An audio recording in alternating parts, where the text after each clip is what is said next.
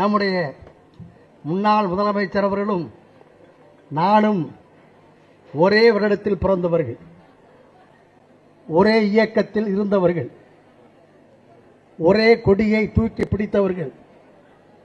ஒரு 28 ஆண்டுகளுக்கு முன்னால் பச்சை குத்தி எண்ணை முத்தமிழர் கலைஞர் ஏற்றுக்கொண்டார். இன்றைக்கு 28 ஆண்டுகளுக்கு பின்னால் நம்முடைய முத்தமிழர் கலைஞர் அவர்களால் பச்சை தமிழர் என்று அறிவிக்கப்பட்ட ஓபிஎஸ்ஐ முத்துவேல் கருணாநிதி ஸ்டாலின் அவர்கள் ஏற்றுக்கொண்டிருக்கிறார்கள். கர்ணன் பிறக்கின்ற போது கவச குண்டலத்தோடு பிறந்தான் என்று சொல்வார்கள். அது எனக்கு தெரியாது.